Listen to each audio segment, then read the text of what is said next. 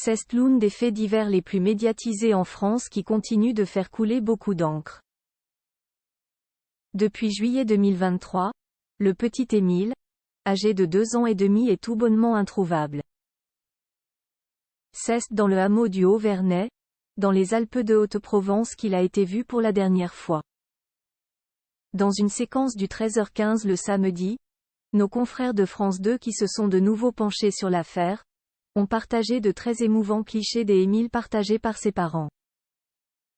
La suite après la publicité. C'est un terrible fait divers qui a récemment bouleversé tout l'Hexagone. Le 8 juillet dernier, le petit Émile tout juste âgé de 2 ans et demi disparaissait dans le hameau du Haut-Vernay, dans les Alpes de Provence. Très rapidement, une enquête a alors été ouverte. Après d'innombrables rebondissements le 7 novembre 2023, les enquêteurs ont acté une énième opération de perquisition dans la région qui fait depuis plusieurs semaines tristement la une des médias. Touristes ou locaux localisés dans le hameau ont dû répondre aux multiples questions des gendarmes.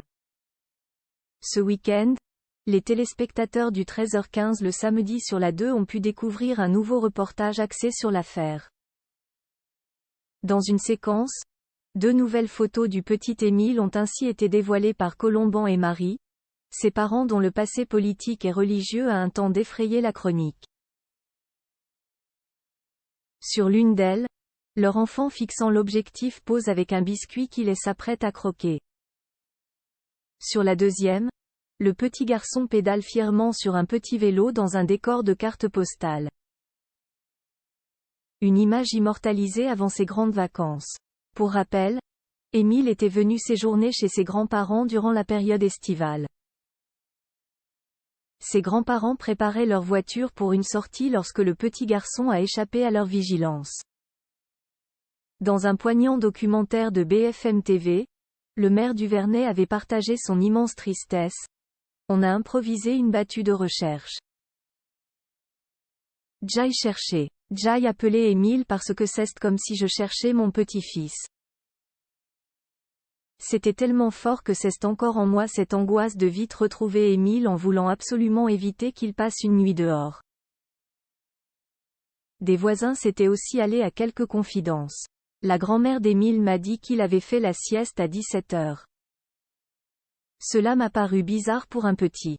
Et l'une de ses oncles, de 15-16e ans, avait l'air en colère et répétait « Ça devait arriver de toute façon. Émile est intenable », a rapporté l'une d'eux.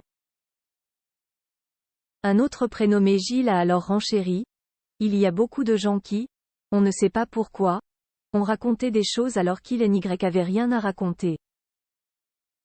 Il ne faut pas accuser le voisin. On a dénoncé beaucoup de gens, on se croirait pendant la guerre. » Le temps passe et le petit Émile reste pour le moment introuvable. La suite après la publicité.